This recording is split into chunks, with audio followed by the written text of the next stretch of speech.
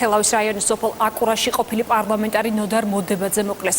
შინაგან საქმეთა სამინისტროს ინფორმაციით მკვლელობა ურთიერთშელაპარაკების ნიადაგზე სანოდირო თოფით მოხდა. უკვე დადგენილია ბრალდებული სვინაობა, მის ასაკავებლად საგამოძიებო მოქმედებები მიმდინარეობს. გავრცელებული ინფორმაციით შელაპარაკება ყოფილ პარლამენტარს მწყემსთან მოუვიდა, რომელსაც საქონელი მოდებაძის ვენახში შეყავდა. ნოდარ მოდებაძე 1999-დან 2004 წლამდე პარლამენტის წევრი იყო, ის საარჩევნო ბლოკ საქართველოს აღორძინებას წარმოადგენდა.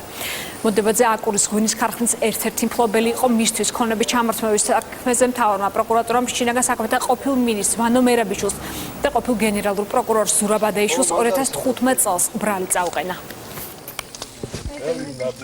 ნოდარ მოდებაძეს ჰქონდა დაშკოლევებული ვაზი, რომელიც უნდა ჩაიყარა სადღაც 120 ჰექტარზე ნაკვეთზე. და მწყემს აქვდა ვიღაც მწყემს აქვდა შეყვანილი საქონელი, რომელიც აფუჭებდა ამას. ზედ მიატანა, ამან დაუწყო ჩხუბი, სპორი, მიუხედავად იმისა, რომ რამდენჯერმე იყო გაფრთხილებული. და ამ შელაპარაკებაზე მე რავი წავიდა და ორჯერ ესრულა. საფანტიანი თოფი. და კაცი მოკლა ადგილზე. თოფიო გამოიყო მანქანიდან და მოვიდა და ესროლაოდა. ხوارეთ ყოდა თოფი უნდა გესროლოდა და დექია, ქაკი დექიო. მიეპარა და ესროლა.